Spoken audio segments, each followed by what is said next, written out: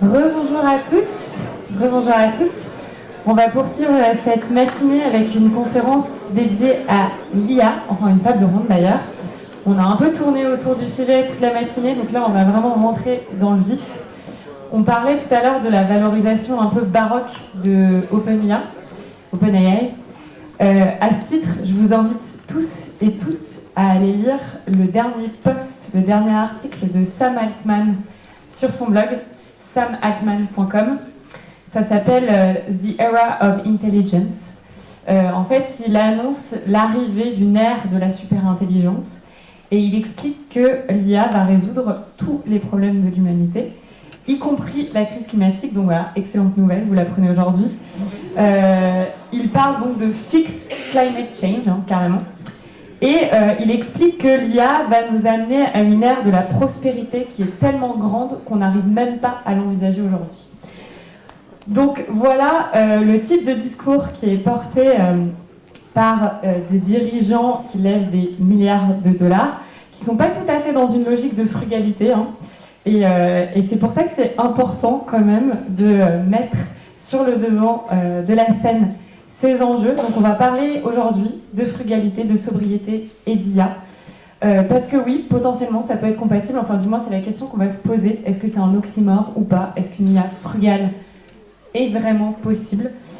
Et pour parler de ce sujet, j'appelle autour de cette table Xavier Verne, directeur du numérique responsable chez SNCF Group, Alexandre Girard, ingénieur IA pour les sciences du climat chez Telos AI, Juliette Fropier, chef de projet IA au ministère de la Transition écologique, et c'est Magali Germont, experte data science et éthique des IA et fondatrice de Lumière Conseil, qui aura le plaisir d'animer et de modérer cette table ronde.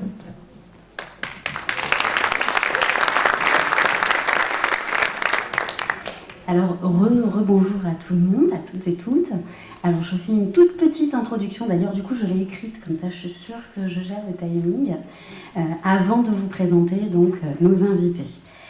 Alors, c'est vrai qu'il vient de m'être soufflé à l'oreille que c'est un peu difficile de passer après Axel Lemaire, et donc de donner des réponses structurantes, mais je suis certaine qu'ils vont très très bien s'en sortir. Et surtout qu'en effet, elle a eu la qualité de déjà semer les poudres de tout ce qu'on va raconter autour de cette table ronde et autour de cette thématique. Alors, thématique complexe puisque, on l'a bien compris, est-il possible d'associer sobriété, frugalité et intelligence artificielle? Est-ce que ça va ensemble? Est-ce que c'est contraire? Est-ce que on ne sait pas, on verra, on en discutera. Moi, de ma casquette, évidemment, spécialiste plutôt éthique, j'entends toujours que la vision, et on l'a vu dans l'analyse des mots sémantiques, finalement, que le mot responsabilité rime souvent avec le mot éthique. Je rappelle souvent l'éthique, qu'est-ce que c'est? D'abord, c'est un art, et c'est l'art de se poser toujours les bonnes questions. Alors, se poser les bonnes questions dans un cadre, évidemment, dans un cadre qui est le cadre, en effet, pas forcément moral, mais de valeur, et dans un cadre pour une société respectueuse des droits fondamentaux des personnes et de la préservation de la planète. Alors, je rappelle aussi souvent que être éthique, alors on a tous envie de l'être. Rentrer dans une démarche éthique, et surtout en termes d'entreprise, c'est rentrer dans une certaine méthodologie. Et donc finalement, c'est se poser à chaque étape d'un projet, d'une entreprise, d'une gouvernance, d'une politique, des questions, placer des points de vigilance, des réflexions autour d'un mot important qui est le choix. Parce que finalement, rappelons-le, on a toujours le choix. Ici, dans ce contexte, questionnons-nous. Donc on m'a demandé de rappeler un petit peu, d'avoir quelques chiffres. Alors, si je devais poser des questions éthiques, une première question, je dirais, mais est-ce que nous prenons conscience de la voracité énergétique des technologies d'intelligence artificielle? On trouve dans la presse que les émissions carbone de Google ont grimpé de 48% en 5 années à cause de l'explosion de l'IA. Est-ce qu'on peut anticiper cette voracité, la prendre en compte dans notre gouvernance? Est-ce qu'on peut la mesurer? De même, là où l'intelligence internationale de l'énergie déclare qu'une requête à ChatGPT nécessite en moyenne 10 fois plus d'énergie qu'une simple requête sur un moteur de recherche genre Google, Et ben, la chercheuse Sacha Lucioni, il y a quelques semaines, elle annonce que l'IA générative utilise 30 fois plus d'énergie quand on utilise l'IA générative face à un moteur de recherche classique. Alors on s'interroge du coup sur les chiffres. Devons-nous rationaliser, raisonner notre utilisation de l'intelligence artificielle générative aux usages essentiels? Posons-nous des questions. Et puis lorsqu'on sait aussi que créer une image en haute définition avec une intelligence artificielle consomme autant d'énergie que recharger entièrement son téléphone portable, on se pose la question, est-ce que c'est vraiment nécessaire de générer à tout va toutes ces images en mode un peu ludique et passe-temps? Est-ce qu'on prend conscience de l'impact qui est généré? Finalement, pensons des mots-clés qui doivent faire résonance en nous. Technologie plus verte, consommation, surconsommation, refroidissement, pollution, dépollution, neutralité carbone, énergie renouvelable, hydrogène propre, régulation des données, décarbonation, et puis un mot, confiance. Alors aujourd'hui pour demain, quel choix ferons-nous? Merci à mes invités ici présents, cette table ronde autour d'être là, j'allais dire de me rejoindre, mais ils sont déjà là, et ensemble, de trouver justement des pistes de réponse. Et puis, essayons de trouver finalement un choix peut-être collectif et peut-être unanime ou pas, mais en tout cas des axes de réflexion. Alors, avec nous, nous avons Alexandre Girard, qui est au centre, qui est AI Engineer for Climate Science. Je lis bien, c'est mon super accent. Nous avons Xavier Verne, qui a déjà été présenté, directeur numérique responsable chez SNCF. Et puis Juliette Fropier, chef de projet IA et transition écologique. Alors, je vais venir avec vous, je ne vais pas rester debout parce que vous imaginez bien, c'est pas très sérieux dans mon état. Mais je vais ici commencer par une première question, en tout cas une première interrogation. Aujourd'hui, nous l'avons vu, nous l'avons répété, nous fêtons les 10 ans du Green IT Day. Et finalement, vous, chacun dans vos structures, et vous avez des structures très différentes, quel regard, quels chiffres portez-vous sur l'évolution du numérique responsable de ces 10 dernières années et qu'avez-vous à nous présenter? Je commencerai par Juliette, honneur aux femmes. Bonjour à tous, merci pour l'invitation. Alors sur les évolutions du numérique responsable, j'ai envie de dire qu'en France on est quand même assez précurseur, on peut se féliciter sur certaines choses, pour augmenter notre connaissance du sujet et de l'impact environnemental du numérique. Et on a notamment grâce à l'ADEME et à l'ARCEP des chiffres sur cet impact environnemental du numérique, ce qu'il représente à l'échelle de la France. Donc l'étude ADEME-ARCEP sur 2020 mesure l'impact environnemental du numérique à environ 2,5% de l'empreinte carbone de la France, de l'impact carbone de la France, et le mesure à peu près environ à 17 millions de tonnes de CO2 équivalent, à mettre au regard du coup des autres secteurs tels que l'agriculture, le transport, notamment c'est le secteur du transport qui est vu comme étant le plus émetteur de CO2 avec 138 millions de tonnes de CO2. Mais qui montre déjà qu'on s'intéresse à ce sujet et qu'on se dit ok, il faut chiffrer, il faut savoir à combien on en est. Aujourd'hui 2,5% ça paraît peu, mais l'ADEME et l'ARCEP ont de suite enchaîné avec un troisième volet de leur rapport qui était les évolutions d'ici à 2030 et à 2050. Et sur les évolutions, c'était beaucoup plus alarmant finalement, puisqu'on était avec la massification des usages, avec aussi des usages de plus en plus énergivores, et aussi la multiplication des terminaux, de tous nos équipements numériques. Finalement, on était à une augmentation à plus 45% d'ici à 2030, x3 d'ici à 2050. Et c'était des constats déjà alarmants, mais on est déjà en train de remettre en cause ce constat, qui date d'une étude donc publiée en 2023, à cause de nouvelles tendances dont on va parler dans cette table ronde finalement, avec la tendance de l'intelligence artificielle, et surtout, et avant tout, de l'intelligence artificielle générative, qui vont sûrement faire potentiellement exploser ces chiffres.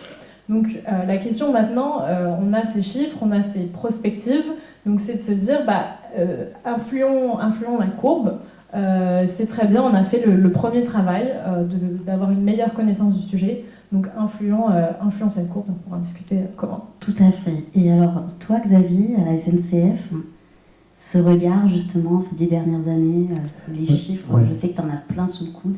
Ouais, je vais en donner un. Intensité énergétique par million de dollars produits. Donc si on regarde sur la période des 10 dernières années, on pourrait avoir ce sophisme qui consisterait à dire plus on fait du numérique responsable, plus la courbe exponentielle s'aggrave. Pour générer 1 million de dollars de chiffre d'affaires entre 2015 et 2023, si on prend les GAFAM, Meta, Microsoft et Google, on est sur une augmentation de 20 à 30%, donc on passe en général autour de 50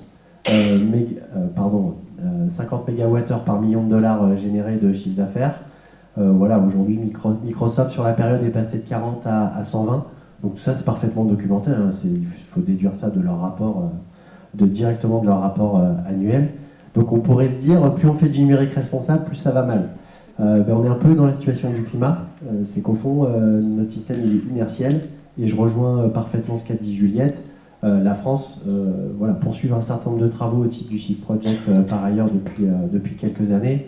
La France, l'Allemagne et le Japon notamment, et puis de plus en plus la Chine depuis 2 ans. On a clairement une longueur d'avance qui se chiffre en plusieurs années, voire demi-décennies, sur ces questions-là. Donc le système est inertiel, mais très clairement, on est là pour se poser les bonnes questions ensemble. Et je viendrai peut-être sur les sujets SNCF après. Très bien. Si tu veux bien. Mais évidemment. Alors, c'est vrai qu'il y a toujours cette histoire de conscience, mais plutôt de bonne conscience. Quand on agit mal en face, on se dit, on va planter un arbre, on se donne bonne conscience. Alors, parmi les mantras de la bonne conscience, dernièrement, on entend souvent le mantra de... Alors, c'est pas moi qui le dis, pisser sous la douche ne suffira pas. Tu nous partageais, Xavier, toi, un équivalent, et tu me disais, finalement, investir dans les ENR, ça ne suffira pas. Est-ce que tu peux développer ? Oui, je pense que la plupart d'entre vous le sait, mais je vais peut-être redire une autre lecture du rapport du GIEC, qui a été déployé par l'Agence internationale de l'énergie. Alors l'Agence internationale de l'énergie, ils ont dans leurs objectifs, qui est parfaitement décrit sur leur site et dans leur comité de pilotage, le développement économique. Donc c'est pas spécialement des écolos terroristes. L'Agence internationale de l'énergie dit on ne fera pas les 2 degrés, on ne fera pas les accords de Paris sans baisse de la consommation électrique. Donc il faut avoir ça en tête. Et du coup c'est pour ça que l'IA pose des questions et qu'il va falloir avoir du discernement. Donc ça c'est une première lecture, une autre lecture malheureusement des rapports climatiques qui ne sont pas forcément des bonnes nouvelles. Et donc après on voit beaucoup d'entreprises qui se sont dit mais nous en fait on investit massivement dans les ENR.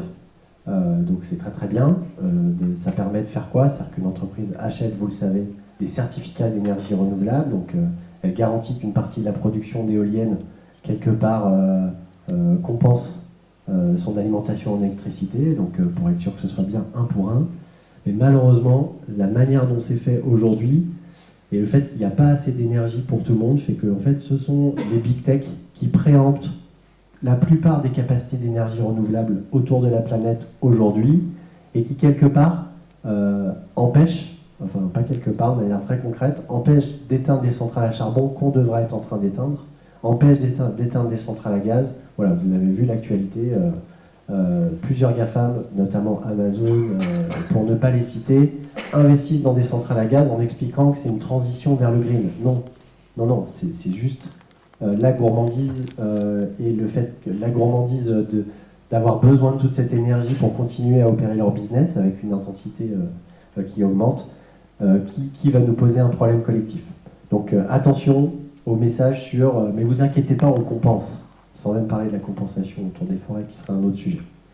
Et donc nous à la SNCF très très tôt on a fait le choix, alors sans aucune promotion, moi je viens ici en humilité. Voilà, ça fait 4 ans sous l'impulsion de mon équipe qu'on fait notre bilan carbone, je vous l'ai dit tout à l'heure, qu'on mesure les choses.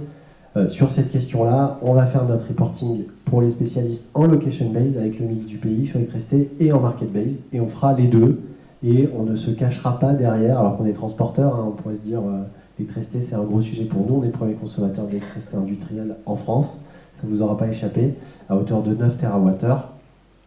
Voilà, on prendra notre responsabilité et on fera notre disclose location-based et market-based. Alors, c'est vrai que souvent on se pose toujours la question, mais comment mesurer cet impact, ou en tout cas déjà, est-ce qu'il y a des méthodologies ? Oui, il y en a. Juliette, toi aujourd'hui, tu vas en tout cas nous éclairer ou nous rappeler que le ministère de l'écologie possède une méthodologie et qui a été mise à jour dernièrement.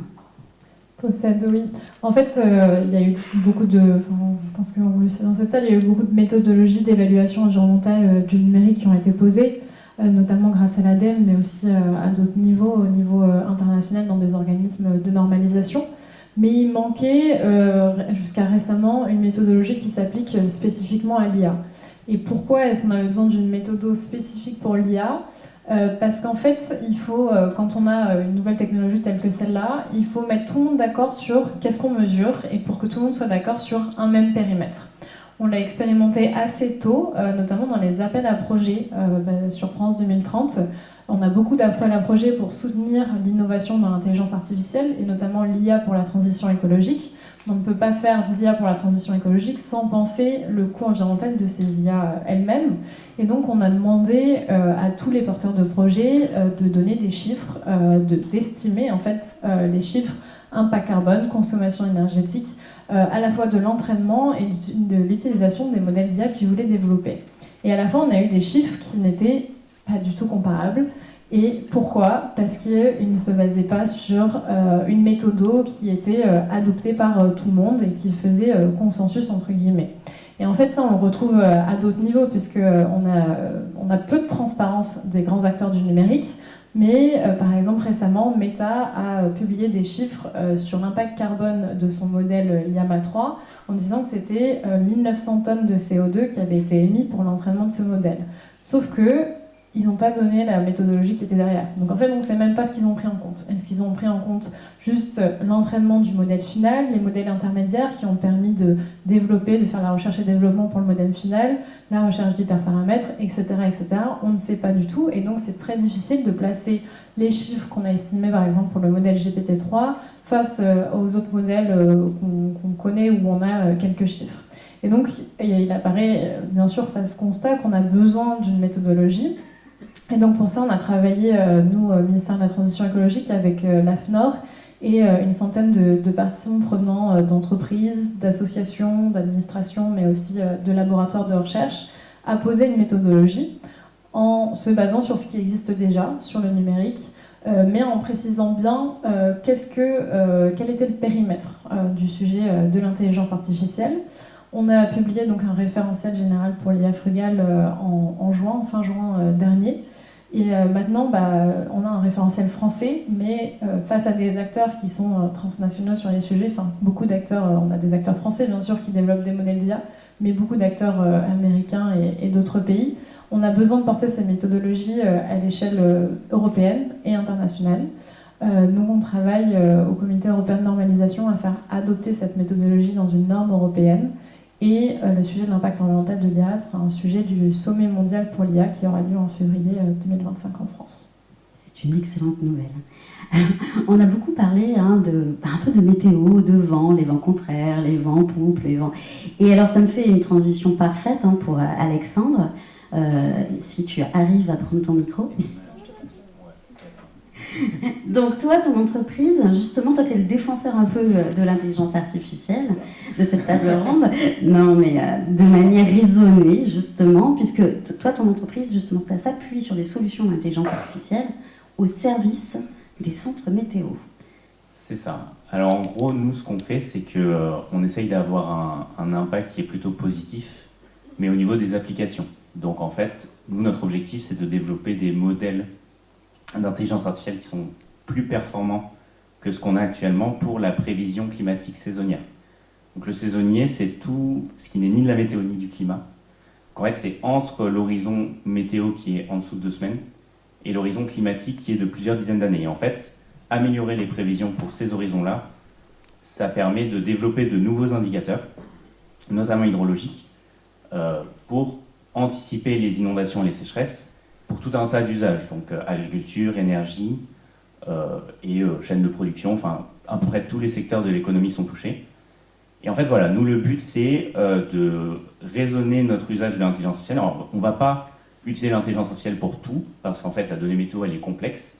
En fait, ça n'aurait aucun sens de juste ingérer de la donnée météo à grande échelle de manière déraisonnée. Donc, on essaye d'utiliser la physique pour utiliser à bon escient cette donnée et améliorer les modèles météo qui existent déjà. Parce qu'en fait, c'est un domaine, la prévision saisonnière, où il y a peu de choses au niveau des data parce que c'est très compliqué. Il y a peu d'années disponibles de données. Donc en fait, les modèles météo, ils n'ont pas assez de recul. Et nous, en fait, on essaye d'utiliser l'intelligence artificielle et tout ce qu'elle permet dans les nouveaux algorithmes pour améliorer ces prévisions-là. Voilà. Et quelle était la question? Non, mais c'est très clair, c'est ça. Alors c'est vrai qu'on avait réfléchi, mais tu y as répondu, à cette notion de comment justement allier à la fois, placer son entreprise sur un modèle vraiment basé sur des technologies d'IA, et à la fois être dans une sobriété et une frugalité de l'intelligence artificielle, sachant que, tu l'as dit, il y a les nouveaux modèles d'IA, mais il y a aussi les anciens, et qu'en fonction des cas d'usage, on ne va pas de suite se jeter sur de l'IA générative, par exemple. C'est ça, en fait, il y a vraiment cette notion d'utiliser la physique, on sait déjà énormément de choses en fait, sur le fonctionnement des indicateurs physiques, la température, la précipitation. On a déjà beaucoup d'idées de comment tous ces indicateurs agissent ensemble. Donc en fait, ça n'aurait aucun sens de repartir de la plage blanche et de juste demander à des modèles d'IA de tout comprendre d'un coup. Donc en fait, il y a toute une réflexion au niveau du choix des modèles, pour choisir des modèles qui soient le moins énergivores possible, en prenant en compte ce qu'on sait déjà. Il y a aussi la réflexion de où est-ce qu'on va faire tourner nos modèles. En fait, on est confronté à beaucoup d'enjeux en termes de coûts de calcul. Ça, c'est vraiment pour toutes les boîtes d'IA, en fait, c'est vraiment le sujet phare, c'est comment acquérir la ressource. On essaye de faire tourner en majorité en local ou sur des clusters de calcul qui sont le plus locaux possible. Nous, on travaille pas mal avec l'Université de Montpellier pour faire tourner nos modèles sur leur cluster de calcul et utiliser le moins possible le cloud et faire voyager la donnée parce que ça n'aurait pas de sens pour des trucs qu'on peut faire tourner chez nous. Et enfin, il y a aussi la question sur les outils d'aide à la productivité. Donc, on utilise un peu ChatGPT et tous les dérivés pour notamment le développement informatique. Il y a des choses qui sont exceptionnelles, qui sont faites. Enfin, je ne veux pas être trop défenseur de l'IA, mais c'est vrai qu'il y a de bonnes choses. Mais en fait, ça n'aurait pas de sens non plus de l'utiliser sans comprendre ce qu'on fait. Donc, le but, c'est quand même de toujours garder la maîtrise sur ce qui est fourni par l'outil d'aide à la productivité. Gardez-nous la connaissance de pourquoi est-ce que l'IA propose ça et avoir le regard critique de dire bah là, non, c'est peut-être pas le mieux étant donné nous, notre formation et ce qu'on sait faire. Oui, quand on a préparé, c'est vrai que j'ai réagi un peu quand tu m'as dit j'utilise ChatGPT pour développer. J'ai réagi surtout en disant il faut de l'expertise et on peut utiliser en effet des solutions d'IA générative pour générer du code, mais il faut avoir la compétence derrière pour relire ce code, l'améliorer, et comme toute génération de cette nouvelle IA, il faut être en capacité plutôt de s'appuyer dessus et de l'améliorer, d'y apporter nos fonctions, notre expertise, notre savoir-faire. Alors, justement, on va rentrer du coup un petit peu, on aime bien au Green IT Day avoir des exemples concrets, des cas d'usage. Donc, je vais me tourner directement vers Xavier déjà. Et toi, tu peux nous présenter un peu justement des cas concrets de cette analyse de l'impact de l'IA? Oui, je vais vous en présenter un juste par rapport à ce qui a été dit juste avant. Alors, je suis étonné que tu poses la question des coûts parce que Nvidia dit le contraire. Nvidia dit ma nouvelle génération de puces est 40 fois plus efficace. Donc, en fait, le coût aujourd'hui sera divisé par 40 demain, donc t'as pas de souci à te faire. Donc voilà, blague à part, donc c'est cette histoire d'effet rebond. Donc la question c'est, si on met des modèles d'IA, on aura des effets rebond, donc au service de quoi? Pourquoi je fais cette remarque? Parce que donc la SNCF, notre plan d'entreprise actuel consiste à multiplier par 2 le report modal, donc de la voiture et de l'avion vers des mobilités plus douces. Donc on investit fortement en ce sens actuellement. Et donc l'idée pour nous dans l'utilisation de l'informatique, ça va être de faire la différence entre des nouvelles applications, des nouveaux cas d'usage avec ou sans IA, mais disons avec IA pour illustrer, qui sont au service de ce report modal. Et puis peut-être de différer ou de ne pas faire les autres. En termes d'exemple, nous ce qu'on a expérimenté en interne, c'est donc on a notre propre instance SNCF Group GPT, j'espère que j'écorche pas le nom, Christian tu me diras si j'écorche le nom. Qu'est-ce qu'on a fait? Donc c'est une instance privée. Évidemment, on a mis nos données pour pas que ce soit un modèle à des dizaines ou centaines de milliards de paramètres pour qu'il soit plus petit et adapté à nos données. Et qu'est-ce qu'on fait? On dit à l'utilisateur à chaque fois qu'il utilise l'IA, on a fait une estimation environnementale du token en impact CO2 et en impact ressources pour dire à l'utilisateur, bah voilà, tu poses des questions, sache que le coût à chaque fois que tu poses une question, c'est ça. Donc on l'affiche en temps réel pour contribuer à cette prise de conscience. Voilà, et puis on regarde avec attention, Juliette a parlé de la norme IA Frugal qui va, je pense, devenir une norme, une spec AFNOR, c'est en cours, ou c'est déjà sorti, tout juste sorti, je pense, depuis pas très longtemps. On regarde ça attentivement pour passer nos cas d'usage IA au tamis, disons, de l'impact environnemental demain. Et alors, pour revenir un peu à l'aspect météo, Alexandre, tu nous parlais de nouveaux indicateurs d'hydrologie. Oui, c'est ça. En fait, il y a deux aspects sur lesquels l'IA, elle peut avoir vraiment de l'impact sur tout ce qui est météo. C'est déjà l'amélioration des prévisions. En fait, on a vu récemment, je ne sais pas si vous connaissez, mais il y a Google qui a fait un modèle météo qui a battu plein de modèles météo émis par les centres physiques. Donc, et il y a fort à parier que ça continue à progresser. Donc, au niveau des prédictions, il y a beaucoup à faire. Et il y a aussi tout un tas de données qu'on a accumulées depuis plusieurs années. Nous, on travaille pas mal sur les rendements agricoles, sur les approvisionnements en énergie. Donc, en fait, on essaye d'utiliser cette nouvelle source de données qui souvent sont pas exploitées. Et puis, même niveau satellite, en fait, il y a beaucoup de nouvelles sources de données sur la fluorescence des plantes, sur tout un tas d'indicateurs qui sont dérivés de paramètres climatiques et qu'on essaye d'utiliser pour créer des modèles d'intelligence artificielle qui vont pouvoir prédire et essayer de comprendre comment évoluent ces indicateurs avec le temps et avec le changement climatique. Alors, on en a parlé aussi, il y a une espèce de paradoxe entre l'accélération des technologies d'intelligence artificielle et puis leur usage. Et finalement, n'y a-t-il pas aussi, alors ça la question elle est pour tous les trois, qui aura envie répondra en premier, n'y a-t-il pas non plus un enjeu finalement de ralentir la vitesse de décision afin de réfléchir aux vrais besoins, aux vraies utilisations, quitte même à refuser certaines technologies ou services qui ne répondraient pas ou qui ne correspondraient pas aux usages concrets. Qu'en pensez-vous ? Je pense qu'on dirait oui tous les trois. Non, mais oui, c'est ce qui est derrière l'IA Frugal ou ce que. Parfois, je parle aussi d'IA raisonnement pour passer du technosolutionnisme à l'IA raisonnement, c'est de se dire est-ce qu'on a besoin, il faut qualifier, cadrer le besoin avant de se lancer dans une IA, notamment dans une IA générative. Aujourd'hui, on fait les frais d'un buzz médiatique autour de l'IA générative qui fait qu'on a tous envie de se lancer dedans. Toutes les entreprises ont envie de dire j'ai mon GPT, j'ai mon modèle d'IA, regardez, vous pouvez questionner tous nos rapports, toutes nos données grâce à ce super modèle d'IA générative. Maintenant, il faut effectivement prendre le temps de la réflexion. Je pense que ça viendra parce que ça a des coûts derrière, effectivement. Et donc, quand on n'aura pas forcément derrière les gains espérés par rapport aux coûts, on resituera, on précisera finalement, je pense, le besoin auquel l'IA peut répondre. Alors, les coûts, c'est justement aussi les limites potentielles de l'intelligence artificielle et les limites dans les choix. On a introduit avec cette notion de choix, le choix finalement dans les matériaux, dans les infrastructures, le choix dans la puissance machine. Xavier, pour toi, tu m'évoquais qu'il y avait une notion aussi de pouvoir versus puissance. Oui, alors, est-ce que tu me mets un piège, mais est-ce que je vais savoir expliquer ça? Pour ceux qui ont lu Alain Damasio, il fait une distinction entre pouvoir et puissance. C'est-à-dire que aujourd'hui, notre smartphone, son idée qu'il développe, que je cite, nous donne un sentiment de pouvoir influencer les choses, mais finalement induit plutôt une dépendance sur le moyen terme, comme Axel a parlé autour du pétrole.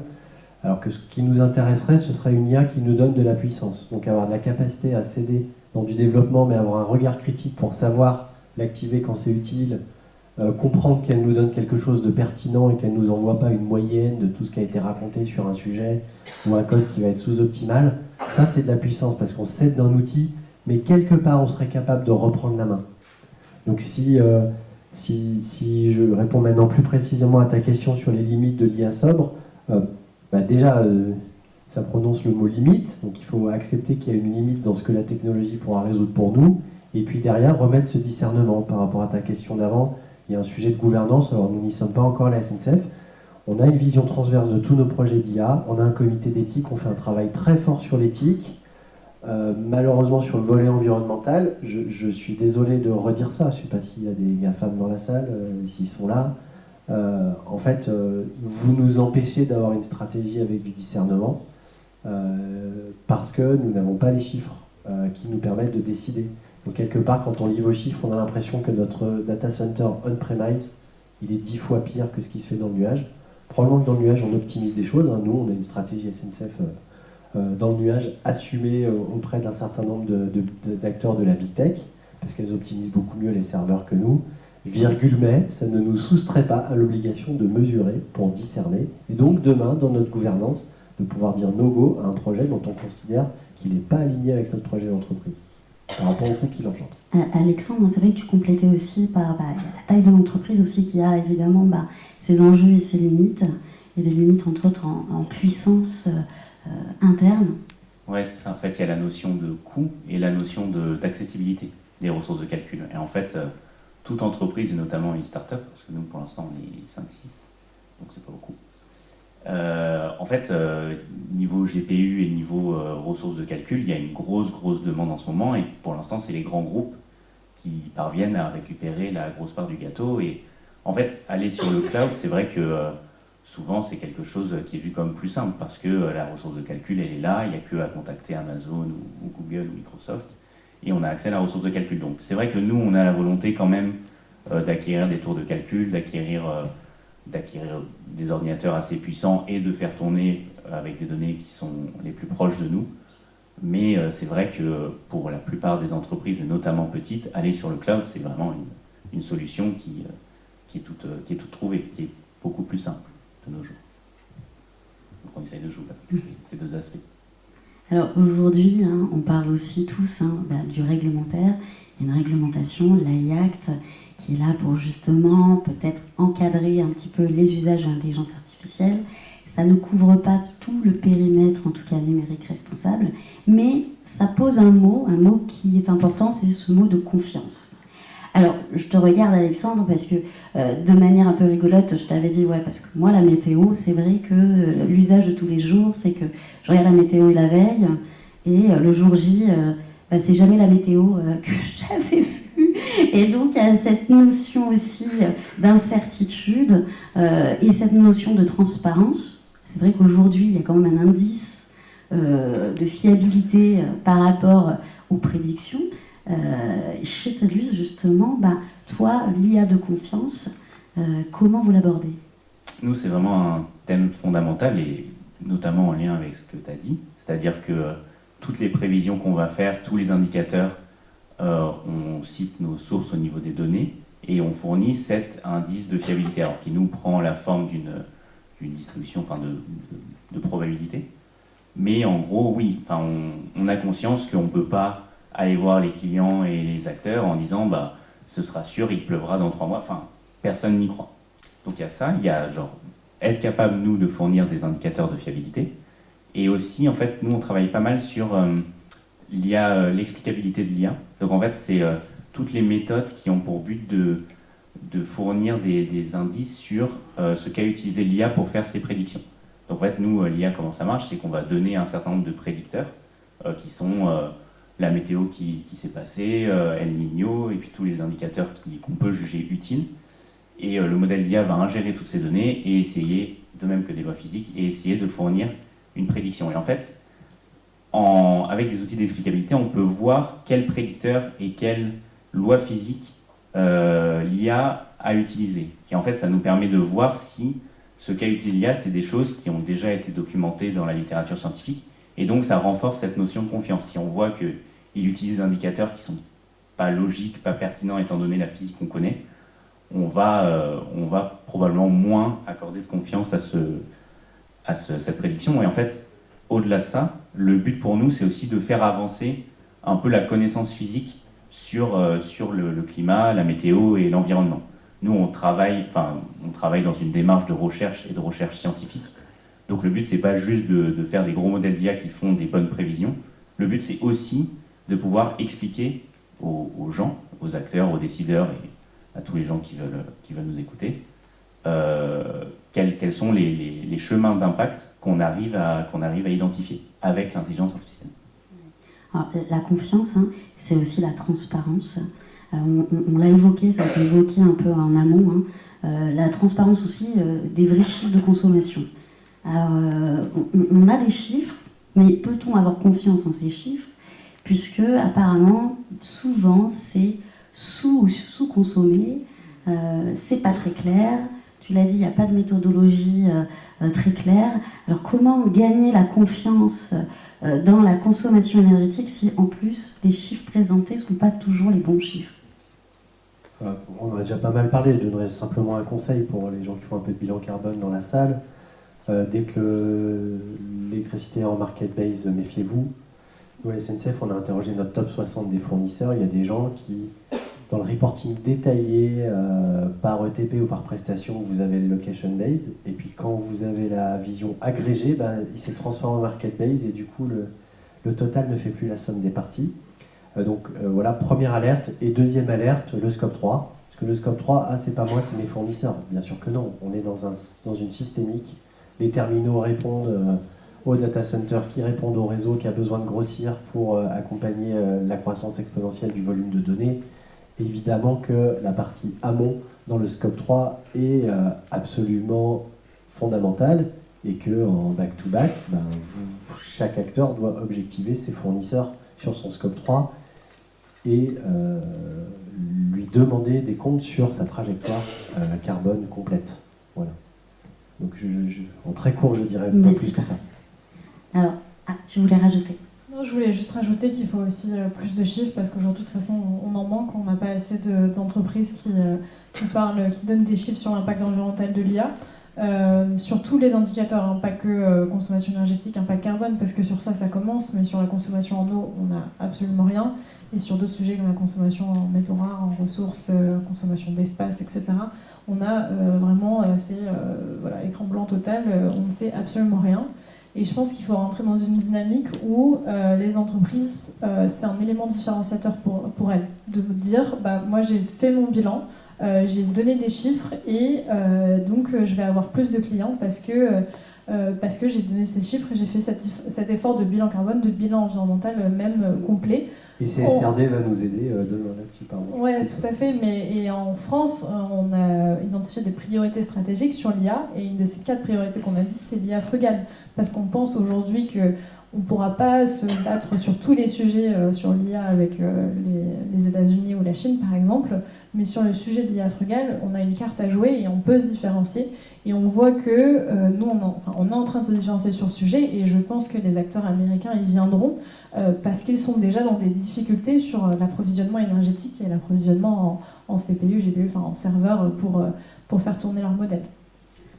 Alors, c'est déjà quasiment la fin, hein, le temps passe vite, mais regardons, on en a parlé, regardons demain, regardons les actions, regardons les méthodologies. Donc si on devait avoir un dernier mot et une dernière phrase, même longue, Xavier, de la fin pour dire...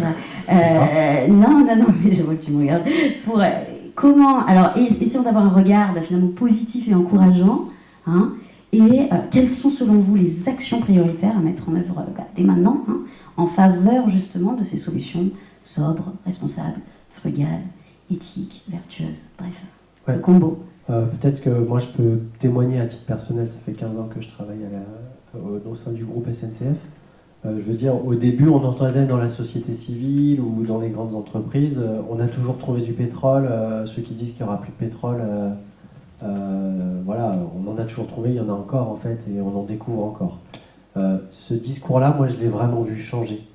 En interne, je peux vous dire, il n'y a plus personne, puisque moi je suis monsieur RSE du numérique, hein, avec mon équipe, et puis tous mes ambassadeurs dans tout le groupe, donc quand on vient en réunion, on pourrait être perçu comme celui qui va rajouter des contraintes et qui va être l'empêcheur de tourner en rond. C'est pas du tout l'accueil que j'ai. Plus personne ne vient expliquer, non mais c'est bon, l'électricité on en trouvera, c'est pas un sujet. Donc je trouve qu'il y a une qualité du dialogue. Alors après, on est d'accord, on n'est pas d'accord, ça touche au business, le x2, comment on met du go-no-go, les mesures c'est pourri, donc aujourd'hui, comment on va faire pour discerner demain. Mais il y a un espace de dialogue qui est rendu possible. Pourquoi ? Parce qu'on est des ingénieurs en France, les amis nous regardent avec envie, on a les meilleurs ingénieurs et chercheurs de la planète, enfin en tout cas dans le top 10 des pays qui fournissent les meilleurs ingénieurs et chercheurs, et qu'il y a un espace de dialogue qui a été ouvert par tout ce travail qu'on a fait sur la sobriété numérique ces 10 dernières années, en lien avec un certain nombre d'institutions et de think tanks. Donc moi, l'espace de dialogue, il est possible, et on a passé la phase de naïveté vis-à-vis de l'IA ou des discours des GAFAM notamment, ou des big tech plus largement. Alexandre ? Moi, c'est plutôt au niveau des usages que je pense que l'IA a sa place ou n'a pas sa place. C'est-à-dire que nous, on travaille sur une thématique qui est l'adaptation au changement climatique. Il y a plein d'autres thématiques pour essayer d'infléchir la tendance qui est actuellement celle qu'on prend au niveau climat. Je pense qu'il y a plein de nouveaux domaines où l'IA fait son apparition. Il faut savoir que sur les thématiques climatiques, en fait, c'est tout récent. Ça a maximum une dizaine d'années les premières applications.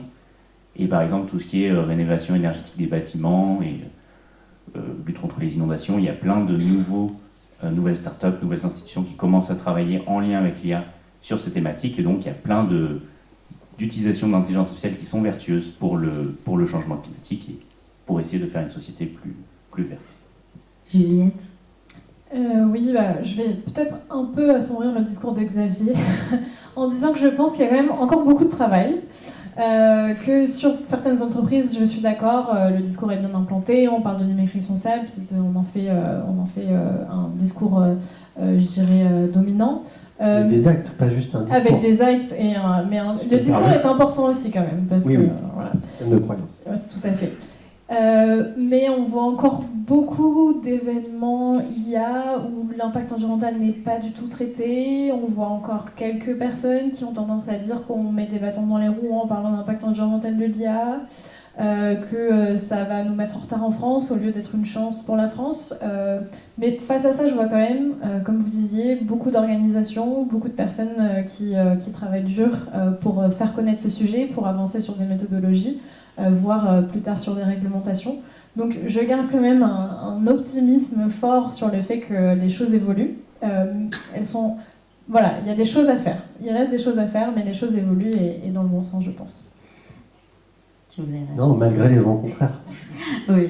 Alors pour conclure rapidement cette table ronde, avant de vous laisser rapidement aussi des questions-réponses, finalement il semble évident que c'est un véritable défi, on l'a dit, de trouver le bon équilibre entre cette adoption de l'évolution technologique que proposent les systèmes d'intelligence artificielle et puis la raison, cette raison de développer et d'utiliser ces technos à bon escient, de manière raisonnable, sans tomber dans ce que j'appelle l'IA-washing et la surabondance. Alors finalement, redevenons un petit peu humains et humaines, pensons différemment, au-delà du profit, au-delà de l'argent, au-delà peut-être de la cupidité, j'espère. Et puis, pensons d'autres mots-clés qui font aussi, dont on parlera lors de ces Green IT Day, c'est-à-dire les mots recyclage, réparation, réutilisation, réduction, reconversion, récupération. En clair, finalement, pensons utile, nécessaire, pas forcément que suffisant, pensons raisonné. Et finalement, ça m'amène moi personnellement à m'ouvrir sur un nouvel axe de mes analyses éthiques. Jusqu'à présent, je parlais un peu d'éthique de l'environnement, mais aujourd'hui, je me dis que j'ai cet axe qui serait l'éthique des technologies et tout ce qu'on a évoqué aujourd'hui, qui rentrerait vraiment dans la vision éthique large. Et finalement, je vous encourage, toutes et tous, ici, à vraiment ajouter à vos gouvernances, à vos livres blancs, à vos bonnes pratiques, cette réponse et cet axe à ce dilemme qui est frugalité versus intelligence artificielle. Merci beaucoup.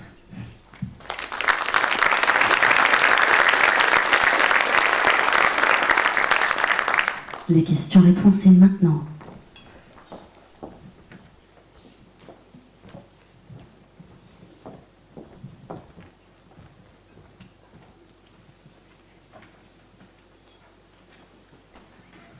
On a endormi tout le monde. Presque. Après, c'est l'heure du repas. Ah, Gilot. Merci, bonjour. Nathan Richard, Société Memento Cloud. Alors, moi, ce que je comprends, c'est que sur l'IA, il y a en gros 2 trajectoires au niveau mondial. Il y a une trajectoire française qui est de faire des IA performantes mais sobres, et une trajectoire américaine ou chinoise qui est de faire des IA très performantes et pas sobres.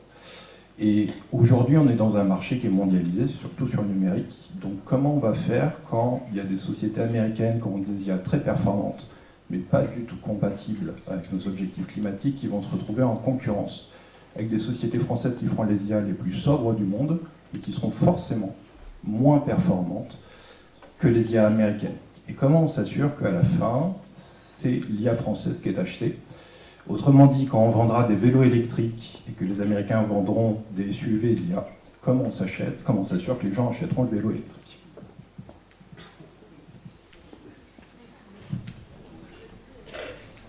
Ouais, peut-être juste un mot.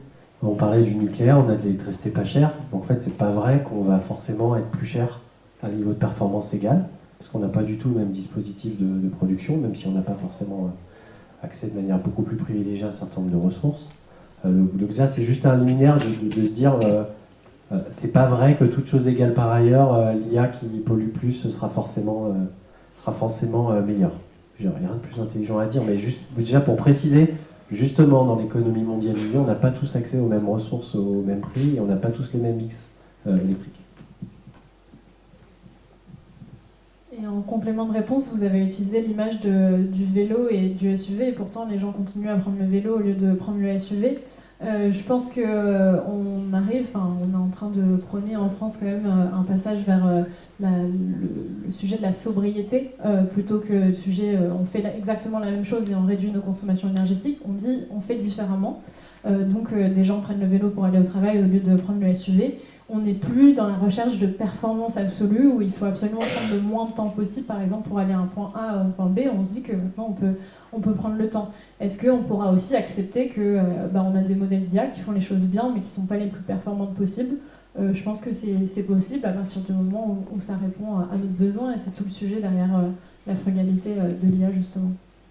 Et peut-être, tu voulais Un tout petit ajout, juste pour nuancer un peu le propos sur sobriété versus performance. En fait, l'IA, c'est aussi beaucoup utilisé comme un argument marketing de nos jours, c'est-à-dire qu'une boîte qui met IA, ça veut dire performance, mais en fait, la plupart du temps, il y a des façons d'acquérir le même niveau de performance avec moins d'IA et plus de connaissances sur le fonctionnement je sais pas comment dire, le fonctionnement physique des modèles. Et donc en fait, c'est pas vraiment de la sobriété, c'est plus raisonner un peu notre utilisation de l'IA en voyant là où elle est nécessaire, et là où elle est nécessaire, continuer à l'utiliser, parce que c'est vrai que ça va continuer à apporter du progrès sur tout un tas de sujets où il en faut, c'est-à-dire sur tout ce qui est santé, adaptation au changement climatique, pour parler des 2 secteurs dans lesquels j'ai travaillé. C'est plus arrêter d'utiliser pour les secteurs et les utilisations où elle n'est pas nécessaire. Gilot, tu avais une question. Il me semblait qu'il y avait une autre question là-bas, mais je veux bien réagir. J'avais une question, mais peut-être je vais juste réagir sur ce que le monsieur a dit là, et la question sur les modèles. Alors, il y a un papier qui est sorti il y a quelques jours d'une équipe de chercheurs, dont un Français et Sacha Lucheny, qui est assez connu, je pense une Québécoise, qui montre que la taille ne compte pas toujours. Et donc, il y a dans cette étude des cas d'usage où, par exemple, dans l'imagerie médicale, le modèle qui est le plus performant est loin d'être celui qui a le plus de paramètres. Pareil sur la détection d'objets dans l'imagerie, etc. Donc je pense qu'il y a un curseur, mais on est tous en train d'apprendre que c'est pas toujours dans l'IA, bon, il y a LLM, mais il y a tous les autres systèmes d'IA, c'est pas toujours la taille qui compte. Donc voilà, il faut trouver ça. Et donc j'invite tout le monde à essayer de comprendre, enfin on a évoqué tout à l'heure le fait d'aller rechercher quel est le meilleur modèle. Il y a le meilleur modèle dans sa conception, mais aussi le meilleur modèle en termes de paramétrage. Je vois que Xavier veut réagir. Question. Tu as une question ? Oui, donc ma question, on a évoqué tout à l'heure le fait qu'il y a des méthodologies, alors il y en a peut-être plusieurs qui sont en train de se battre. Juliette évoquait tout à l'heure qu'au niveau international, il y a un enjeu pour la France d'aller positionner un peu les différents travaux qu'on a fait. La semaine prochaine, Axel, Juliette et moi sommes à l'UNESCO pour discuter un peu de ça. L'IA Act qu'on a réussi à faire en Europe, comment les autres instances, et notamment privées internationales, les Américains et autres, voient cet IACT? Est-ce qu'on a déjà un retour? Est-ce qu'on voit les GAFAM, etc., réagir? Comment ça se passe? Alors, je ne sais pas spécialement les GAFAM comment est-ce qu'ils réagissent. Il y a eu des vents contraires sur le sujet de l'IACT. Il y a eu des sujets sur lesquels ça allait, des personnes qui disaient que ça allait freiner l'innovation en Europe et donc favoriser les acteurs extra-européens. Honnêtement, d'autres le voient aussi comme une chance, au contraire, de faire adopter très vite à des entreprises d'IA des réflexes sur le sujet de la transparence, de l'explicabilité, de la robustesse des modèles, et donc aussi d'en faire un élément différenciant lorsqu'ils se vendent aussi à l'étranger, parce que les sujets qui sont posés dans l'IACT ne nous intéressent pas que nous, Européens, intéressent aussi les Américains. Je suis pas dans les petits papiers des GAFAM, j'ai pas le dernier retour actualisé. Je saurais pas en dire plus pour être honnête. Je pense que là on est dans l'IACT a été adopté début juillet. Il va entrer en vigueur progressivement avec d'abord les IA qui sont interdites sur le marché européen qui vont s'appliquer, et ensuite les IA à haut risque. Toutes les entreprises sont en train de s'appliquer du coup à faire évoluer leur processus pour se mettre en conformité.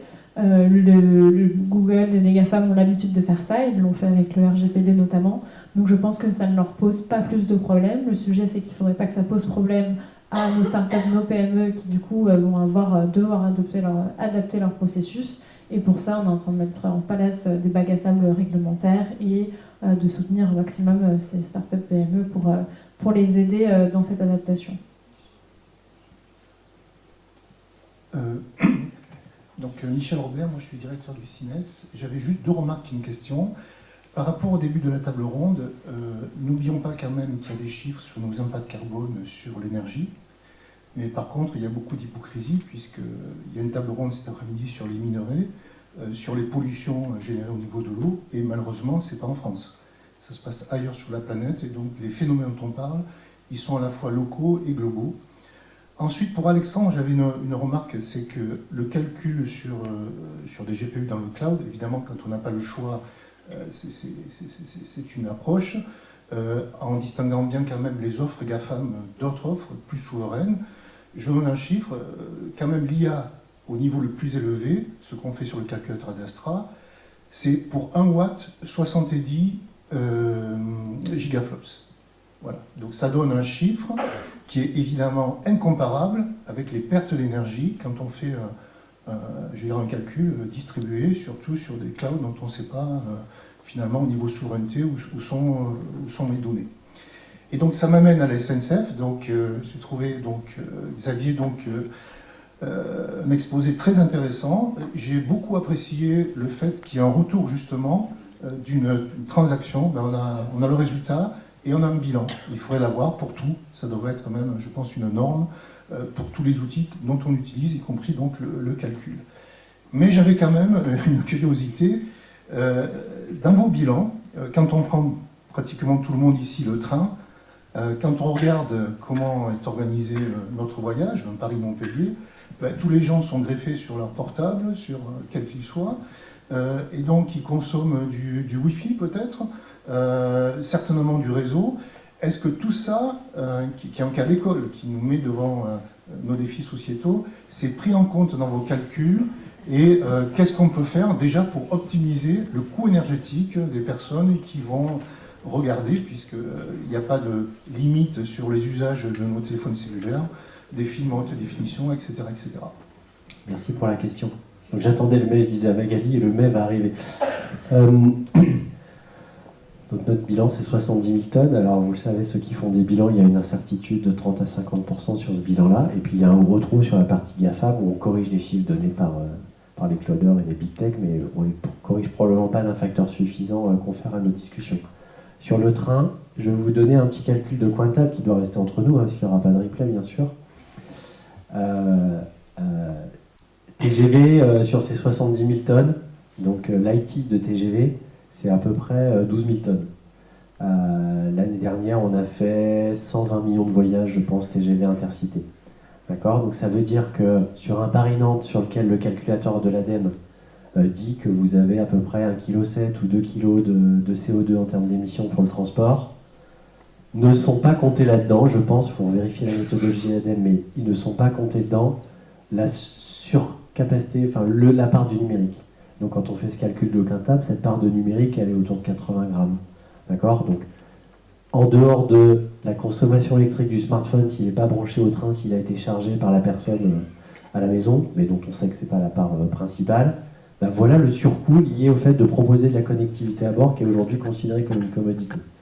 Donc la réponse courte, c'est oui, on fait le calcul, il n'est pas significatif dans le total, mais le total aujourd'hui, il n'est pas totalement agrégé avec ça. Et puis après, le deuxième élément, je reviens sur l'effet rebond.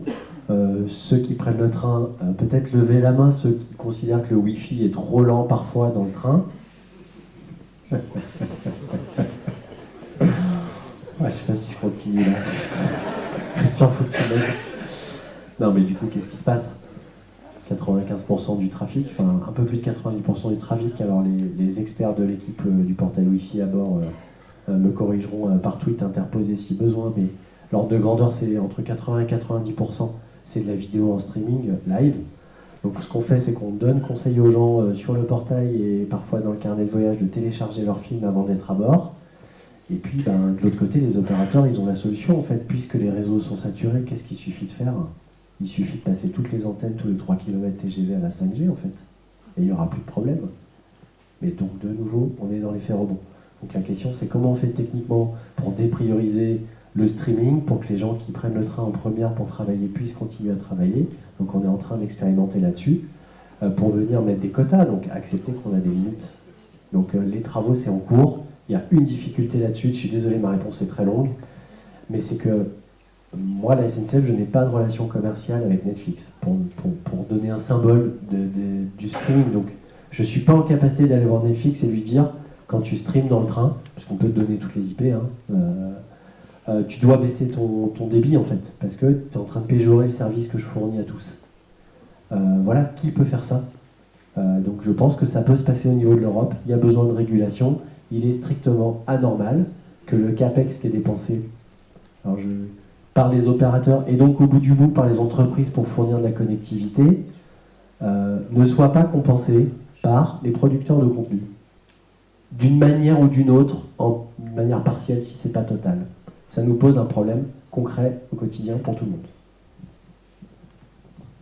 Merci, je pense qu'on n'a plus beaucoup de temps pour Je suis désolé, j'étais un peu long, mais... d'autres questions. C'était super intéressant. Je ne vais pas vous prendre beaucoup plus de temps, juste vous dire que vous avez un cocktail déjeunatoire qui vous attend. On est là au cocktail, si... Voilà. Vous pouvez échanger avec tous les intervenants que vous avez vus ce matin, avec les exposants aussi qui sont là, donc allez les voir sur les stands.